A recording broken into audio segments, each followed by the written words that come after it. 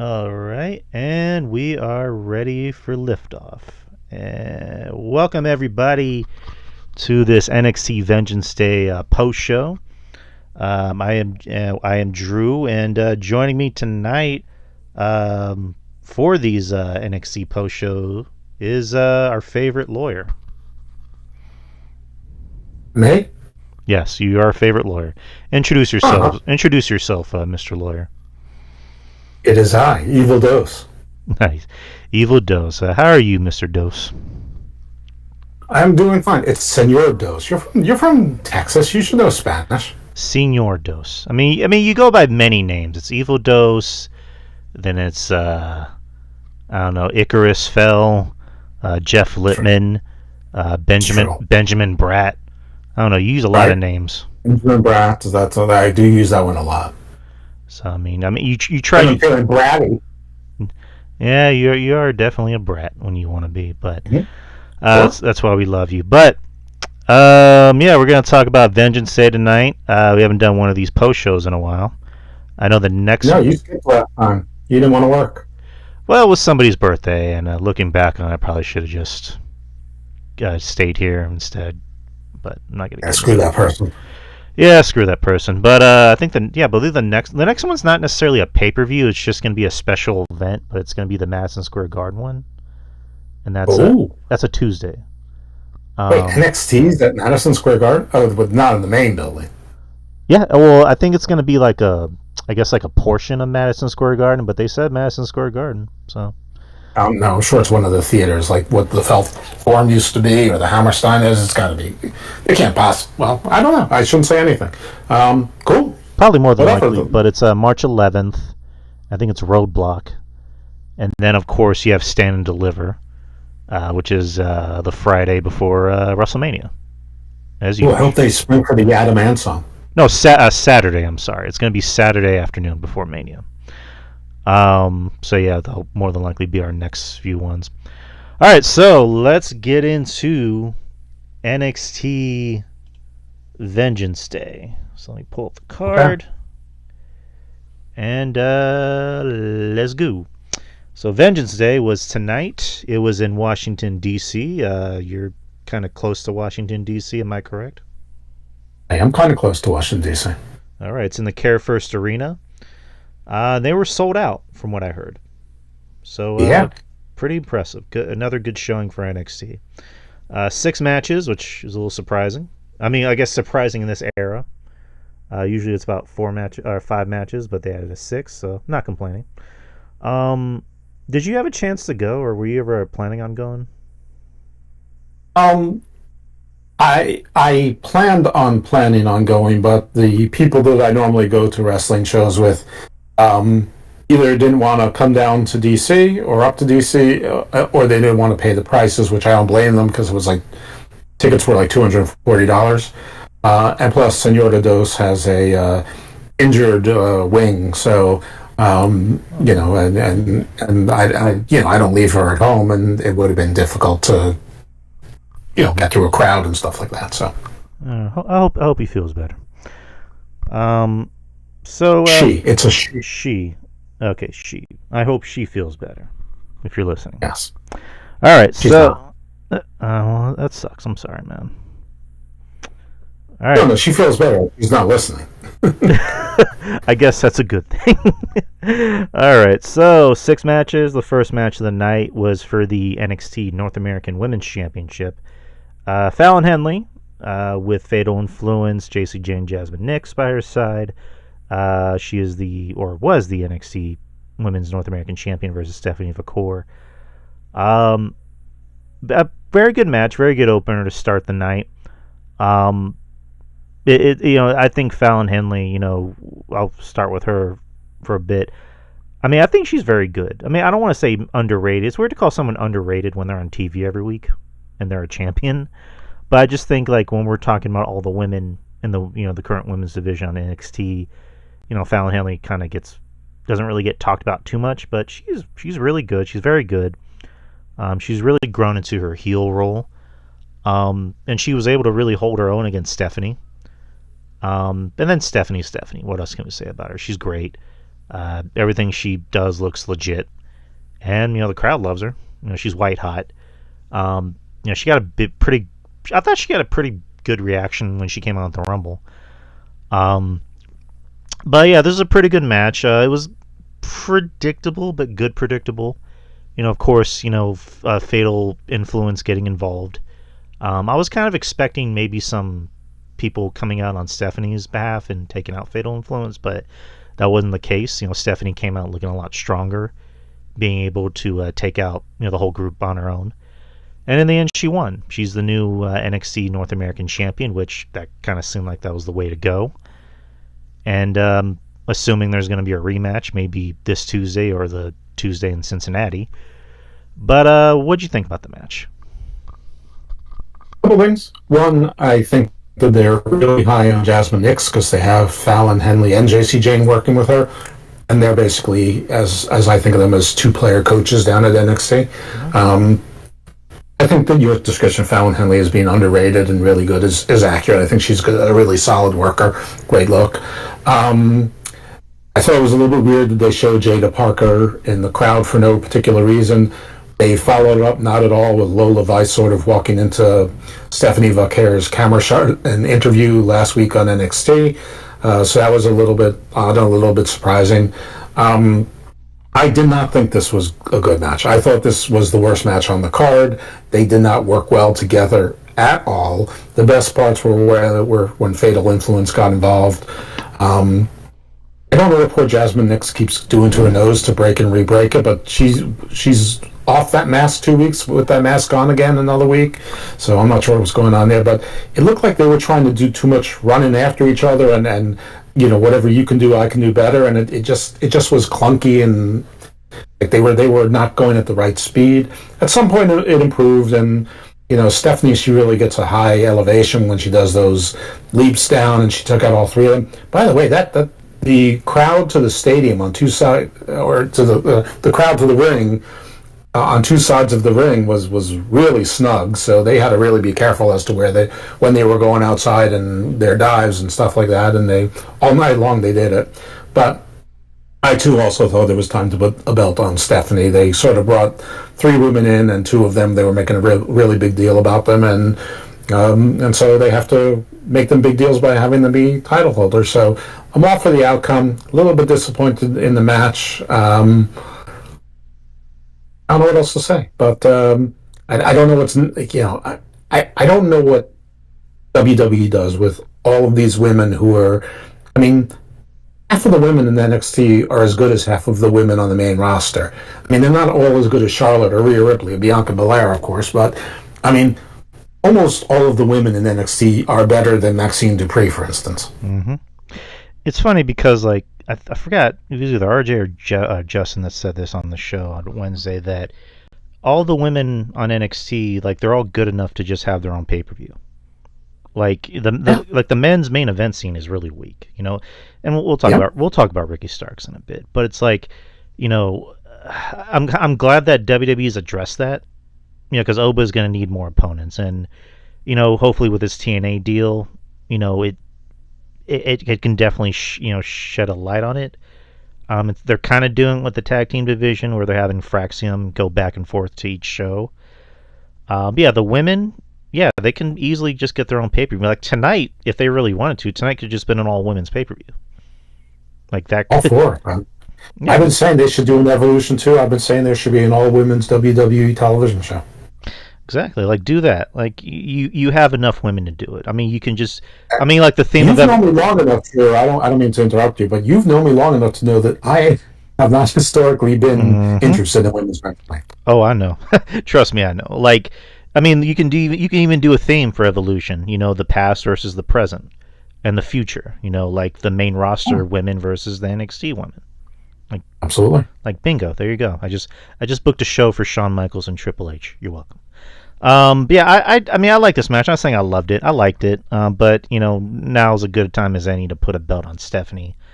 The one spot I didn't like was towards the end when Stephanie was doing her dive on all three women. And JC and Fallon, they fell, but Jasmine, like, she didn't even get hit, but she had to fall too. So like That's always the way, though. I yeah, mean, I that's know. how it's every time. Yeah, I'm sure they're protecting whatever's going on with their nose, but Right.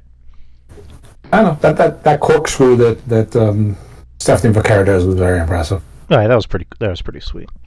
And afterwards there was a vignette of Sol Ruka and Zarya basically doing the odd couple bit where Sol's trying to be the more perky one, and Zarya is the big is the kind of the big meanie, and how will they coexist? Ugh, like it was kind of cute. I mean, those usually work, but anywho, And how no vibes.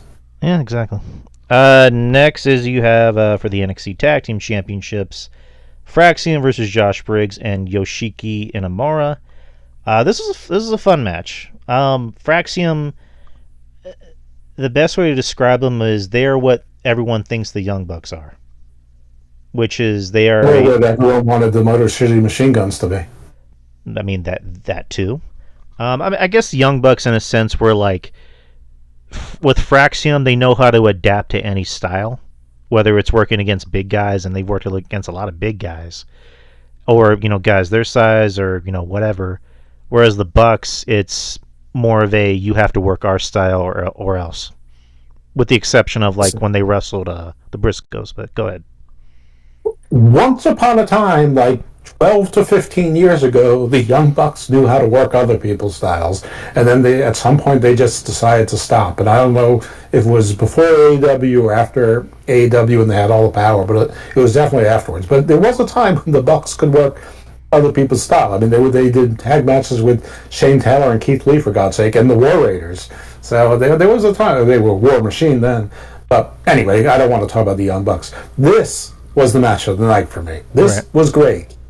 Fraxium is a small, speedy team. That's not really what usually I like, but I like these guys. They work really well together. They have a interesting little dynamic. Axiom's got that dry sense of humor where he's always say, "Can't you see it on my face?" And he's wearing the mask. Same joke over and over again, but it's not like it's trying to be like hit the big line. It's not the big part of the act like Orange Cassidy's like stupid actors like the main thing. It's just sort of thrown in there for a little chuckle. Josh Briggs, I think, is also a player coach. I really thought this is where they were going to take the belts off and reward Inamura and really mostly Briggs for doing it. But surprised that Fraxium keeps those belts, and it was sort of a giveaway when they're talking about maybe one day we'll go down as the greatest tag team in history. And they even talked about Edge and Christian, the Hardy Boys. So yeah, some fun stuff going on there, and. Also they've got people from TNA coming in and challenging for the Heritage Cup. I think Brian Myers. I think Kurt Hawkins. I think he's going to be next. Right. But anyway, great match. They worked really well, and then at the end, Retribution came in. Yeah, that was weird. Like that. I mean, I was expecting them to come out because they hyped it up, but it was weird that they came out twice in the night.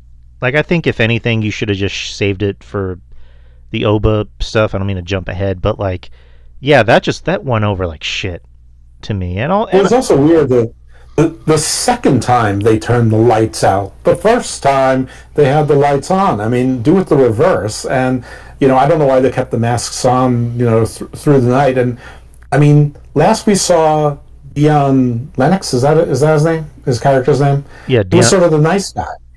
So, like, we should have seen like a slow evolution of him turning into a slowly more villainous or scheming kind of guy. I do hope that whatever they do with them, that it's revealed that they were the hacker and they were NXT Anonymous the whole time, and just end those storylines.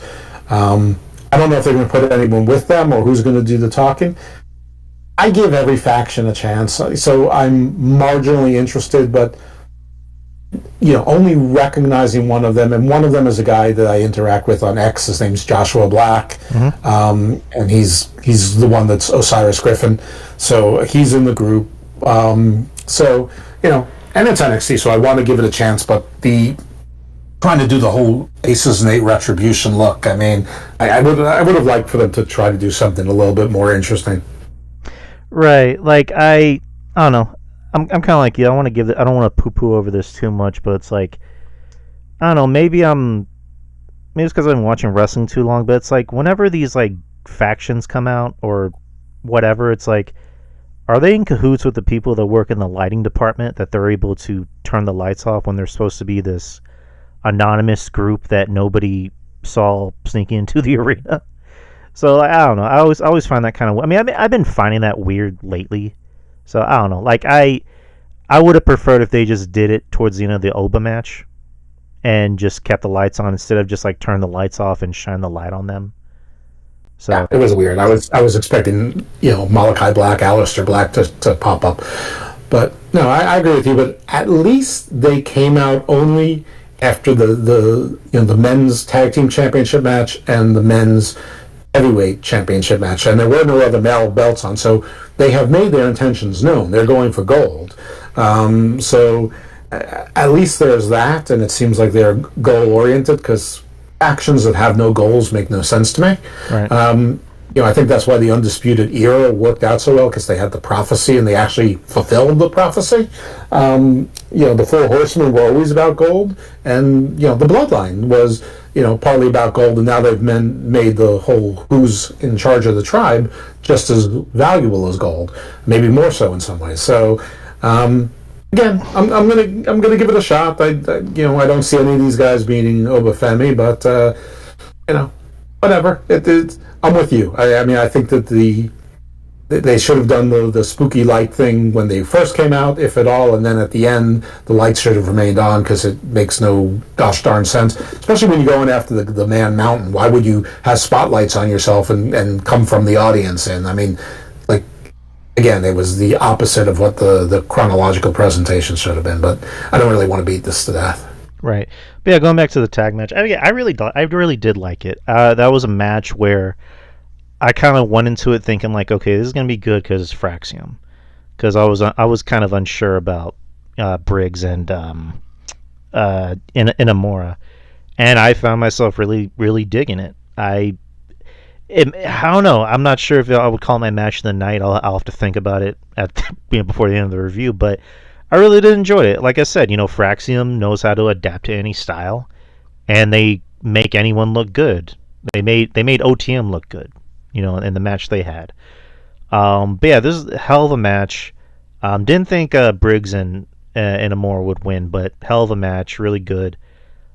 Briggs, I don't know. I would kind of like to see him maybe be used more, I guess, more properly on the show. But kind of like you said, it kind of seems like he's a player coach. But yeah, I think they'll be fine. The tag team seems like it's working out with them, but. They did mention Ricky Starks, or Ricky Starks mentioned on social media on the show that he'll be there on Tuesday to sign his contract, but they are really not. They're not mentioning him by name, which I think all in all he'll still be Ricky Starks. They just, I guess, want that big pop. Which he actually does own the rights to Ricky Starks. So if he wants to be Ricky Starks, what was that? It's actually his name, and he has and he trademarked it. So okay, well there you go. Which I don't know. I mean, again, I don't want to harp too much on it because I think it's already been talked to death. But I don't know. Just it's one of those things where it's just like, why can't you just call Ricky Starks already? But I guess. Well, I think they're doing it. I think they're doing it on purpose because they know that the internet's talking about it, and then that's like a nice little easy story to talk about, and it'll be over on Tuesday when they finally come out with his name.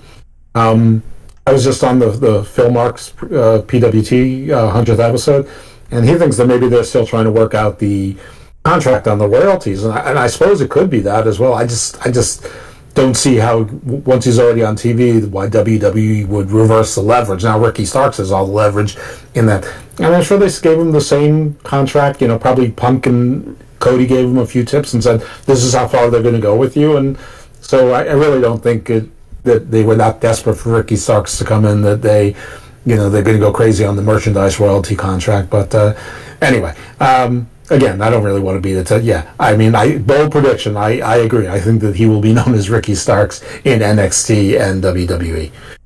Right. All right. So next is we have a strap match between Eddie Thorpe and Trick Williams. This is a fun match. I was very shocked by the outcome. Was not expecting Eddie to win. It was almost a for sure, guarantee that Trick was going to win. We didn't do predictions on Wednesday because we were going over time, but I looked at this match. I'm like, okay, it's probably going to be a fun match, and Trick's going to win. Even though it's probably not going to hurt Trick to do the JOB and let Eddie get a win, because Eddie could probably use it more than Trick. And lo and behold, Eddie won. He got the win by racking Trick in the nuts with the strap, and then going for his finisher, 1, 2, 3. And again, the whole place was shocked that Eddie won, which is good because Eddie is kind of coming into his own with this heel character. And Trick is more than likely gonna wrestle Oba on the way out at a Stand and Deliver, do the JOB and go to the main roster. But what'd you think about this match? I don't understand Eddie Thorpe. I don't understand why they're putting so much in him. I don't understand why this was on a PLE. I don't know where the vitriol came from. And the Ethan Page, Javon Evans feud, that was really well developed over several weeks. This just sort of came out of nowhere. I mean, I remember Eddie Thorpe was going after Obafemi, and then all of a sudden he's involved with Trick Williams. I don't like Eddie Thorpe. I don't see anything there. I hate to think that WWE just wants to have a Native American wrestler there. But I know he went through the New Japan dojo. When, he was in Carl Fredericks. He was on loan from Ring of Honor or to Ring of Honor and all that. And he's got maybe he's like their Danny Garcia. He's safe and he's a good worker, and so they want to make him into something. I just don't get him. I didn't understand this win. To me, Trick doesn't need to take any losses. I don't see any future for Eddie Thorpe anyway, so certainly he needs the win more, but I don't care if he gets the win, and I don't think Trick should be getting this kind of damage. I wasn't happy about it. I mean, I'm not going to be one that says it's Black History Month, so they should have won, but when you're facing basically a 0 and you're like a 9 out of 10, then you should get the win, and certainly during Black History Month. I don't know. I didn't get this match at all. I mean, the match itself was fine. It was, it was all right. It's not like the first match where I thought it was clunky. They worked pretty well together. I like when Trick did the kip up and sort of accidentally, kicked Eddie in the face, and then he just shrugged to the crowd. That was pretty good. I don't know, but the rest of it didn't do much for me. I don't know what to say. All right, that's fine. I think with Trick is I'm noticing he's starting to sell a little more. And by sell, I don't mean just like sell moves, like sell that he's getting his ass kicked. Because that was kind of the problem for me with Trick, was that he was doing a lot of the Super Cena, shtick of like, I'm getting my ass kicked, but by God, I'm going to come up with the strength to come back and win, and he would do it. And again, I don't know if he was being told to do that, if he was, doing that on his own. I imagine he was being told to do that. But I'm glad they noticed that they didn't want the people to turn on him eventually. For the wrong reasons, and not because he's a heel, but because they're getting sick of him. So I imagine Shawn Michaels or somebody just told him to maybe reel it back in a little bit. And lately it's been working. He has more of a fire in him since he lost the championship to Oba. But again, I enjoyed this match. I didn't love it. I didn't think it was like the greatest thing in the world. I'm probably not gonna remember it by next week, but it was fun. I'll just leave it at that. Next is you have a singles match with Ethan Page and Javon Evans. Story being, Javon Evans had his jaw broke, twice, technically, by Ethan Page. Again, just Ethan Page is just so fucking good since coming to NXT WWE. Like he's a guy that I heard of and I saw a few clips of when he was in TNA, and I just thought, oh, he's okay. Like, he's just average. He's the definition of average. And then he was in, AEW. He was just there. Like, basically, that's the best way to put it. I mean, granted, you can maybe say that for a lot of people, but he comes to WWE, and Shawn Michaels just makes him more interesting than he's ever been. And it's not so much that he's a great wrestler. I wouldn't say he's like someone that lights the world on fire with his in-ring ability. Like, he's good in the ring. I'll just leave it at that. He's good. He's not, I wouldn't say electrifying or great, but he's good in the ring. But I think what makes him more interesting is his character. Like, he knows how to draw heel heat. He's he just has a punchable face. That's the best way to put it. He knows how to piss the crowd off. And then he has that, what do you call it? What's the thing from Alice in Wonderland? Cheshire Cat, the Cheshire Cat smile, where he just knows how to just get under your skin. And he just knows how to be cerebral and beat the shit out of your favorite face. In this case, it's Javon Evans, who's kind of like the biggest baby face, or I guess stomping clap baby face coming out of NXT. And he broke his jaw, and then he broke Cedric Alexander's hand, and then he broke somebody's ankle. I forget who. This is kind of a. I would say this is my favorite match of the night for different reasons, because it was smart. It was a smart match because it's wrestling 101 on how to be a heel, how to be a great heel, and how to be a great sympathetic babyface, and that's what Javon Evans did as a babyface because he came in with his broken jaw, and he came out with some fire in him, which I liked. The only spot I didn't really like, and this is just me nitpicking as a wrestling fan, is that he's supposed to be working with a hurt ankle, and he still does a big dive, which I'm like, I would have just maybe not have done that. Or if you're going for the dive, just slow down. It's like, oh, I don't have the energy to do a dive because my ankle hurts. But I don't know, whatever. It didn't really ruin the match for me. And then when he's going for his finisher, Ethan hits him in the back of the head and does his diamond cutter, or I forgot what he called it. His jigsaw. What they call the name of his finisher? I know it's a diamond cutter, but what is it exactly? Eagle's Edge. Oh no, that's the Razor's Edge. I'm talking about the diamond cutter. Oh, I don't know. Anywho, I like that he uses the diamond cutter, but and Ethan got some color. He was bleeding from his mouth, which good. But this is a fun match. I really liked it. It was probably my match of the night for different reasons. But what'd you think? I thought this was a really good match. These guys worked really well together. Another shocking ending. But this was a good kind of shock. The way I feel about Trick and Eddie Thorpe, I feel the opposite here. I didn't think for a second that Ethan Page was going to be allowed to win this match after all the dastardly things and the purposeful injuries. I mean, this is when the babyface is coming against all odds and usually has to win. This was more realistic. He's got an injured jaw. He's the rookie. The veteran's there. He's going to take advantage of it, and he's going to beat him. And he did. So I thought this was pretty great, and the match was good. And I don't know what to say. It was kudos. I thought really well done. I mean, I can see why this was your match of the night. I can't take any umbrage with that. All right, nice. What are your thoughts on Ethan Page so far in NXT? I think the way you described him is good. I mean, I think the rap on him is that he reminds too many people of The Miz, but a little bit smaller, and that's correct. That is what he is. But he also, to me, The Miz has always seemed a little phony baloney. I've never really believed that The Miz is a professional wrestler. I've always thought The Miz is an actor playing a professional wrestler. So I like Ethan Page more in that regard, that he feels like a professional wrestler. Now, I got introduced to The Miz on The Real World on MTV and Road Rules. So he was a reality star who became a professional wrestler. And, he's obviously completely overachieved in life. But everyone's like, The Miz is safe, and, so you can put it with Bad Bunny, and you can do this with him and that with him and all that. And all of it's true, but, I've always thought The Miz sort of sucks.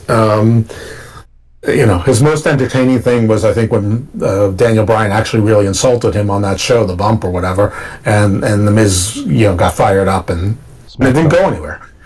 Right, Smack Talk. I like Ethan Page. I think he's a good addition. He's playing his role. I mean, I don't know exactly what's going to happen with him. I don't really know what his age is. He's a solid professional wrestler, and he's showing it, so good for him. He's found a role. I'm not even sure who the men's North American champion is in NXT at the moment. I honestly am trying to... Tony D'Angelo. I mean, that seems like a good belt for Ethan Page to carry. Agreed. I don't know, but great match. I have nothing but good things to say about the match or him, or the fact that Javon Evans took a loss where, I think part of it is they're testing him to see if he can play this. If he's not, if it hasn't been too much too fast, and it seems like he's willing to do business at every turn. So that's the kind of thing that wins me over, even when you're a string bean. And I do see that he's slowly but surely getting a little bit less string beanie-ish. Like, and listen, when Trick Williams first came in, he was a string bean too, and now look at him. Right. And also, me and Ethan Page are the same age. We were both born in '89, but I'm actually 2 months older than him. He'll be 36. Yeah, he'll be 36 into September. I'll be 36 in July. Ooh, I'm getting old. Well, that's that's sort of the age that WWE needs. They need people who are sort of between 30 and 37. They have young guys. They have plenty of 40 and olders. They sort of need those middle-aged wrestlers that for in wrestling, that is, that for the next 5 to 8 years can sort of carry the brand, as because not everyone's going to be Braun Breaker and get elevated that quickly. Great. And also to kind of touch base what you said about Javon is that they are testing the waters with him to see what he's made of. And yeah, kind of like you just said, I've noticed that he's packed on a little bit of muscle. He's also a young kid. I'm kind of glad that they're not giving him too much too soon, because I hate that. I mean, they did that with Randy, and luckily Randy was able to escape that and be where he is now. But it's just like, I'm always uncomfortable when they give somebody who's not even old enough to drink too much too soon in any avenue, whether it's wrestling or any other sport like basketball, for example. But Javon will be fine. I think he'll be a big star in the next 2 to 3 years. Like he's getting there. But all right, next triple threat match for the NXT Championship: Obafemi versus A-Town Down Under, Austin Theory and Grayson Waller. A match that I kind of didn't really have interest in, but I ended up liking like a lot more than I thought I would. I mean, I probably would have liked it better if maybe it was Oba versus Austin Theory, but this ended up being pretty fun.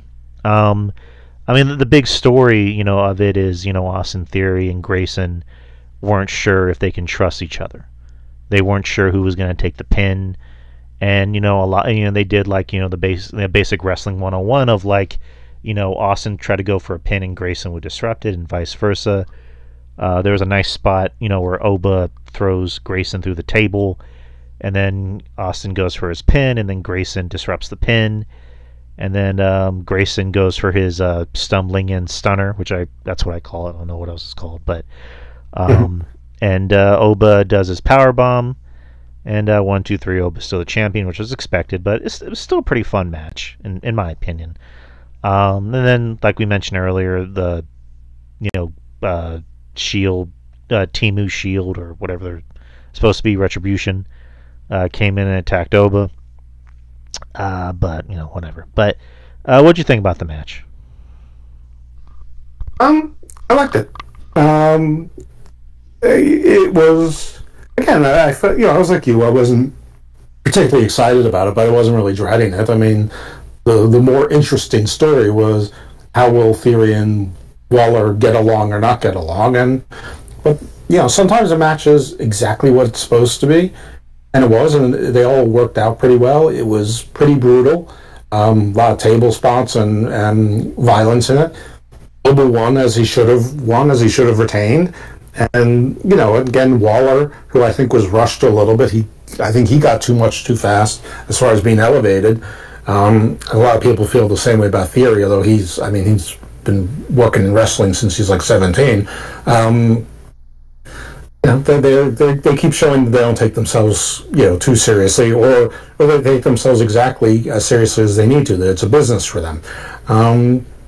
Happy with this match. I liked Obafemi. I mean, we already talked about Retribution or Aces and Eights, and they're coming in and what we thought of it and all of that. So not thrilled with that, but I'm like I said, I'm okay with them sort of announcing themselves by action and not vocally that they're coming after the gold, so that's fine. Yeah, I thought this was a very good match. Not match of the night, but it certainly didn't drag or anything of that nature. It was maybe 12, 15 minutes? Yeah, it was 13 minutes and 12 seconds. There you go. But it was exactly what it needed to be. And lastly, the main event, fatal four-way match for the NXT Women's Championship. You have Julia, the champion, versus Bayley, who just came in from the Bay after competing in the Celebrity All-Star Game. Roxanne Perez and Cora Jade. This is a good match. I would say the beginning of it started out a little slow for me. I'm not big on multi-person matches. Like, there's very few multi-person matches that I generally really like. Not saying this is bad or nothing, but this just took a while to really hit for me, because it just, kind of typical multi-person match. Everybody had to get their shit in. Everybody had to knock each other out, and then you had to get to the Cora and Roxanne stuff, where I was kind of expecting that to maybe take off on Tuesday, but they decided to kind of pull the trigger for tonight, which, okay. But yeah, the match I thought got a little better maybe in the second half of the match. But yeah, what else could we say? I don't really think anyone thought that Julia was losing. I don't think anyone thought that Bayley was going to win or Roxanne was going to win, because Roxanne is on her way out. She's more than likely going to do a job for Cora and go to the main roster. And Bayley's here to I guess to move tickets and ratings. But this is a fun match. Julia got the win, and then afterwards Stephanie McCoy celebrated with her in the ring, and then Jordynne Grace made her official debut as a part of the WWE roster on NXT, which was fun. That was pretty cool. But what'd you think about the match? I liked it better than the opening match. I didn't think it was the greatest match of the night. Obviously, I think there were two matches that were better. We've talked about that. But, when the match is a little bit messy, but it's a fatal four-way, I think it looks better when it's a little bit messy. Right. I also don't think that Bayley is that great a ring general, despite all of her experience, and that's why she was there, is to be a ring general, and probably because she really wanted to work with Cora and Roxanne, and they probably really wanted to work with her, so that's fine. She's a lot bigger than those other girls. That's one thing I noticed, is how much bigger physically Bayley is than those other ladies. Mm-hmm. Cora Jade, good God. Hope that she gets that TNA championship. Hope she pulls a Kenny Omega over there and does that in the pre-show when she was looking over the pond and into the Washington Monument. Well, I had a little Washington Monument obelisk moment myself. And that outfit she was wearing. Yeah, so. I liked the match. It was fine. The end was cool. You have the two champions, facing off, and then you got the not so fast. I'm here too. So, so we got Ricky Starks coming in this week. We have this new faction, which is all made up so far anyway of all young guys, and Jordynne Grace, who pretty much everyone knew was coming in, and she pretty much announced that she was coming to NXT by leaking that she took a pay cut by signing with NXT. But still, it was I think most people expected to see her there. But still, it was a fun spot to see her, and then I don't know, I like it, and to me NXT, I was like I said, I was on PWT for their 100th episode, and I don't seem to love the show that much. He gave it a C or C minus. He's asking me, I'm like, geez, you're talking me down a little bit. I'm like a B minus. He's like a D minus. I'm like, not a D minus, a B minus. But I don't feel like when I watched it, I felt it was a B minus. But maybe just for that first match, I don't know. But yeah, somewhere in the B range. For the show. Ended early. It started at 6 and ended 8:30. Ended exactly at 7:30 here in San Antonio. Which that's a 2.5 hours, six. I don't know what's to complain about. Even if you wanted to stay out, and all the people saying, why are you choosing to watch NXT instead of Collision? It's you don't even need to choose. NXT. NXT is going to end at least an hour before Collision starts, because nobody knows when the NBA All-Star Game and all those competition things are going to end. It'll probably be after 11, but even if it was going to start at the the hitting 10:30 Eastern, NXT ended a full 2 hours before that. So it's not even like you can say they were counter programming, unless it's just the concept of hardcore wrestling fans don't like to watch too much wrestling, which is sort of silly. Hardcore wrestling fans will watch wrestling all day long. So yeah, NBA All Star, I guess Saturday night actually started, I think, during the women's main event. So, but did you happen to watch Collision? Well, first of all, it hasn't aired yet, but but no, I won't be watching it, and I mean, I got all the spoilers, but I didn't really care. But of course, the matches where somebody should have won that they didn't, well, they didn't because Tony is married to Tony's stuff instead of. I honestly believe AEW just whatever they penciled in as the winner. If they did the opposite, if everything was their inclination to do, that the show that people would be much happier if they just did the opposite. Yeah, well, Tony is booking for the Sickos, and he's booking for the Sickos, and he's booking for himself. At the end of the day, I mean, aside from himself, I don't know who he's actually booking for because I don't even think the Sickos are particularly happy. I think they're just pretending. I think even Meltzer is just pretending. I mean, I think that they've been pretending so long that they've convinced themselves that they're being honest. But I don't know. I mean, I don't really know. Well, I shouldn't say anything because I haven't watched in over 44 weeks. But I mean, nobody seems happy with the product. like, okay, so I made it a New Year's resolution to try and watch AEW as much as I could. Mainly just Dynamite and the pay-per-views. I tried to fuck with Justin a little bit where I was like, I'll even watch Collision. And then he was like, okay. And then this is where I really got him where I said, I'll even watch Ring of Honor. And he goes, okay, you're fucking full of shit. You're not going to watch Ring of Honor. But I'm not going to watch Ring of Honor or Collision, but just Dynamite. And it's like, the shows are rough. Like, I mean, aside from, the high spots, which is, Hurt Syndicate, which, Team Smashley on this podcast.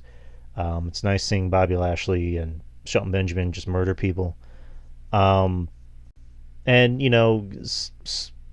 Swerve sometimes, he has good segments. Other than that, it's just, it's a hard show to watch.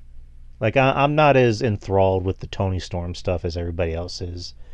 I think that's a gimmick that is maybe a little bit past its expiration date. And then the Death Rider stuff, it's pure death.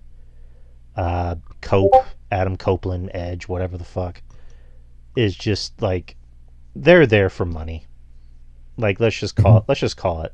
Edge went there for money. Christian's there for money. Even the Christian stuff, like, it's been dead for like almost a year. It's ironic because his whole act is about collecting people who have had deaths in their family. Yeah, it's like he's all about your father's dead. Well, it's like, yeah, so is your momentum. But is Luchasaurus back yet, or is he still gone out? I wouldn't tell you. I couldn't be able to tell you. I mean, it's good that Samoa Joe's back. I like Joe. I think he's counting down the days till his contract's done so he can come back to WWE. And it's funny because I forgot that Samoa Joe was back. I mean, I know for 1 week they made a big deal of it, and then I haven't heard a thing since. And by hearing a thing, I mean on X, on Twitter, and they usually make a big deal about everything. So, I mean, I don't know. I just get the feeling that the people who really want to be there have bad ideas, and the people who could be good sort of want to be doing something else. I don't even mean wrestling. I feel like Swerve wants to be like a rock star. He wants to be a rap star. I feel like MJF wants to be a movie star. Like, I think they all want to be something else. I think the Bucks just want to be respected. I think Jericho really wants to be there. I think Moxley really wants to be there, and their ideas all suck. I think Edge is a typical Canadian. Yeah, sure, I'll do whatever. Okay. Sorry. Sorry. I don't know. I mean, Mercedes Moné has single-handedly destroyed the entire women's division by being Britt Baker times 7, and she can't even maintain, a posse. I mean, Camille was supposed to, come out of this, and now she's gone. She's in witness protection. Megan Bayne, they made a big deal about her. I haven't heard her name in 3 weeks, so I don't know. It's just ridiculous, and we'll probably never hear anything from Harley Cameron again. Who, I mean, she really should have won just because she worked so hard and she's so damn good. I mean, I will. Granted, I haven't watched AW television in the last almost full year, but over the last few years, that Harley Cameron rap video when they were still doing QTV was one of the best segments on television that promotion has put together. Period. In that time. Right. Like again, another bright spot on the show, and it's like whenever you mention there's a bright spot on the show that's not the Elite or Moxley, they seem to find a way to fuck with it. Like Harley Cameron's one of those bright spots where she was somebody that I'm just like, oh, hot big titty girl, like, okay. And then she got over with her personality, and I was saying like she could be the Chelsea Green of AEW, and she did. She got over, and I think that was her biggest sin, and is that she got over on Mercedes' expense, and of course, instead of striking while the iron's hot, they just completely squashed her heat, and it's like, okay, what's she gonna do now? Nothing. Very good titles of 4 promotions. Jesus fuck! Give up one of your fucking titles at least. Like Jesus Christ! It's like I don't know. Justin loves Mercedes. I just don't see it. Like I never liked her when she was Sasha. Like of all the 4 horsewomen, I always thought she was the weakest one because it's just her stuff just does not look good. She can't really cut promos. And of course, it turns out that she's a giant asshole in the back. So, people want to say, has she elevated the women's wrestling? I guess she elevated to the point where she has the same power that Hulk Hogan, Triple H, Kevin Nash, and Jeff Jarrett had. The "it doesn't work for me" brother creative control. So I guess in that way she has equaled the playing field, but in the wrong way. But yeah, I don't know. It's like the women's roster, which hasn't been a problem for a long time over there. I mean, Jamie Hayter gone. I mean, Red Velvet gone. I mean, they're not gone, but they're not doing anything. Layla Gray gone, not doing anything. Nobody's talking about Julia Hart. Nobody's talking about Sky Blue. No one's talking about Willow. No one's talking about Chris Stadlander. I mean, these were all people who were sort of on the ascent a year ago. And what happened since then? Mercedes Moné came. I mean, even Britt Baker, who people were sick of, like she's been completely out Mercedes Moné. I mean, she had a minor league ego. I mean, compared. I mean, and then her entire group is gone. I mean, where the hell is Rebel? I mean, the Legend's still under contract. I mean, Penelope Ford popped back and then disappears again. Anna Jay, where's she been? Pretty much gone. I mean, I'm not saying all these folks were great or anything like that, but you have an entire division. I mean, Soraya had to leave. It's like that. They're all, it's just a one-person show. The mid-card title is more important than the world title. And Toni Storm, whether you like her gimmick or not, she's committed to it. And for the last year and a half, she's. I mean, her story has been like a one-person bloodline story, really, with layers and well thought out and all this other stuff. And Mariah May didn't really get as much of a run as she did, but she was the second or third fiddle.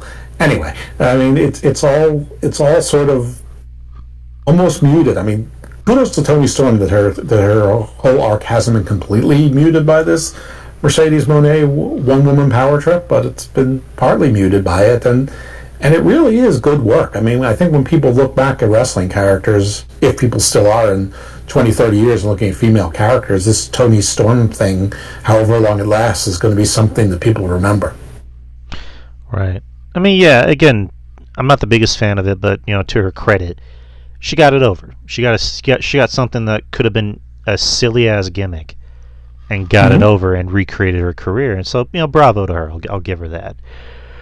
But, yeah, it seems to kind of be everything we discussed. How would you grade tonight's show, Vengeance Day? I'll go with the B minus. I mean, I enjoyed myself, but I'm not going to. Again, I thought that the first match wasn't particularly great. The strap match, I don't understand the ending at all. I assume Trick will get his revenge at either the Madison Square Garden show or at his last pay-per-view, and that will be his honors, and he'll win that and go out on a win over Eddie Thorpe. But again, but I don't think anything. I shouldn't say it. There were two matches I thought they were great, but nothing really happened. Of consequence, you didn't have title changes so B minus. I enjoyed myself. 6 p.m. to 8:30, done. I did 2 podcasts, and I'll be done with the second one. It seems by 9:30. I mean, what's the complaint about? It's a great night. Nothing. I'll probably go with B minus. It was a very enjoyable show. The crowd really seemed to be into it. I don't know too much about DC wrestling crowds, but again, they seem like they're white hot for. Well, I wouldn't say white hot, but they're pretty hot for the whole show. Can't really say there was any bad matches per se. They were just matches where I'm just like, not for me. Not terrible, but not great. But yeah, I really enjoyed it. It was a B minus. Like I mentioned, Ethan Page and Javon, I would say, is my favorite match of the night. Least favorite, I know I said I had fun with it, but I kind of get where you're going with the strap match. I don't really think it was needed on this show. You could have just had it on Tuesday. But I guess they needed to get Trick on the pay-per-view because he's Trick and he's over. So, but yeah, I'll probably say it's my least favorite match of the night. I don't know. You want me to give least favorite or well, I mean, I think I was pretty clear. My favorite was the tag match. My least favorite was Women's North American Championship match. All right. Jeff, go ahead and plug your stuff. Tell people where to find you. Where to find me? Other than here, you can find me at the X at Dos Evil or at Icarus Fell MD, and you're welcome to follow me at both. My podcast family is on the Garden of Doom feed, though we're in the midst of doing a rebranding to Garden of Thought. I'm hoping we can change the feed as well. Garden of Doom /Thought is sort of esoteric, occult, ufology, cryptids, comparative mythology, some pop culture, just everything that goes bump in the night and everything that's fun and everything that interests me. Tomorrow dropping a show on the symbology of the peacock throughout history and through different pantheons and religions and things like that with one of my favorite co-hosts /guests, See the Superior. Garden Views is sort of like if Garden of Thought is like the History Channel from prime time and later, Garden Views is more like a magazine show, so it's more like legal and business, realpolitik, things of that nature. And then GOD or GOT presents the Book of Black or Gospel of Thomas. See, nothing simple is with either me or one of my 2 co-hosts, PJ Black or Mr. Thomas, and we talk to people in wrestling usually about non-wrestling things. So just dropped a show with Thomas's former tag team partner from Chicago, Max Smashmaster, who runs the New England Wrestling Academy, formerly Killer Kowalski's shop. And he runs a wrestling promotion called RAD, which is where all the characters are playing characters from the 90s. So he'll have like a Donovan Dijak come in playing like the Russian villain wrestler. It's sort of funny. And this week, actually, monumental. PJ and Mr. Thomas are both co-hosting with me when we welcome in Vinny Pacifico, who apparently everybody loves. So that should be fun, and got some other things scheduled. Alex Kane and Shaza McKenzie's lined up, and we might have a special guest that we're trying to sneak in there in the middle, which if we do, that will be rushed out to the front. But hey, if anyone out there knows any professional wrestlers of any sort of note whatsoever and they want to be on a show where they don't have to talk about wrestling at all, please refer them to me. I can be very thankful. Yeah, that's where you can find me. And other than that, at the interwebs. If you follow me on X, you'll get all sorts of stuff. Though tomorrow I'm doing I'm going to be on See the Superior show, and we are going to be discussing and reviewing Nosferatu. Nice. It's about to drop on Peacock pretty soon. I think in 3 days. Are you kidding me? pay $20 to rent it for 48 hours. Oh, and they're serious about that thing because I'm watching it in like the 48 hours. And like, luckily in Robert Eggers movies, you really need to catch the dialogue in the beginning because that's what you have to listen to it like 2 or 3 times to catch it all because that's where the important stuff is. So luckily I got there and it was about halfway through, and the second half really isn't as important as the first half as far as world building is concerned. And the 48 hours, it stops. It doesn't even let me finish it. Right. Yeah. I mean, yeah. I was kind of shocked too. I'm like, oh, it's already on Peacock. Cool. Also, that movie Companion is about to drop on streaming, which I was a little surprised that it's dropping that fast because it's actually really good. Like, I don't know that movie. It's the one with the guy who like, there's like some chick that he's dating, and he finds out she's like an AI robot, and I don't know how else to describe it, but same people who made Barbarian made it. Okay. That sounds interesting. I mean, I feel like I've seen that movie or TV show 1,000 times, but, I watched every single one of them, so I guess I'll try this one too. Best way to describe it, it's like, it feels like an episode of Dark Mirror. I get it. Yeah, I figure. I mean, I watched the one Subservience with Megan Fox, so I'll watch this too. I'm sure it's better than that. I haven't seen that, but if it's Megan Fox, and it's more than likely it's more likely going to be better than a Megan Fox movie. Yeah, I'm betting on that. I mean, the Megan Fox movie is like like out of 10, it's like a 4. I mean, she might be a 10, but her movies are generally like 4, 4.5. Yeah, pretty much. Then where to find me? Twitter X, DY Experience, Instagram. I have a page for the show mainly. DY Experience, and then YouTube as well. Look up DR Experience, DY Experience. You can find all our past streams on there, as well as other videos I put up, like video game walkthroughs. We go live every Wednesday at 9:30 p.m. Central Time, or not 9:30. I'm sorry. We go live every Wednesday after AEW Dynamite, so around 9:05, 9:07 p.m. Central Time. And you can find the show anywhere for audio files. You can find them on iTunes, Spreaker, Spotify, pretty much anywhere that podcasts are put out. For the most part, it's me and Justin, Spawnbuster Tees. He owns a wrestling shop here in San Antonio. So if you live in San Antonio, want to make a trip, visit Spawnbuster Tees. You can also go to the website, spawnbustertees.com. And I believe he's having a sale right now. And if it's not me and Justin, it's probably Mr. Littman here, or our little RJ Brooklyn Savage, or Ruben Prime. Me and Ruben Prime do a show called Culture Attack. At the moment, it's on hiatus, but we're trying to get it back up and running sooner rather than later. We might be going on next week. Can't promise you anything, but I hope to get it back. And me and RJ do a show called Friendly Neighborhood Marks, which at the moment is on hiatus. We're just trying to find the right schedule to maybe do it more on a bi-weekly basis, but again, those shows are kind of vastly different from this one, whereas this show is more wrestling oriented. Those other shows I do with RJ and Ruben are more entertainment oriented with a sprinkle of wrestling. But and then me and Jeff regularly do these NXT post shows, so you'll be seeing more of these whenever they do come out. But all right, people, that is it. Thank y'all for showing up, whoever did. Thank y'all whoever is watching us on YouTube. And we will see y'all this Wednesday, same time, same channel. And we hope you guys had a lovely Valentine's Day. So, anyways, people, much love, take care, and peace out. Stay well, my friends.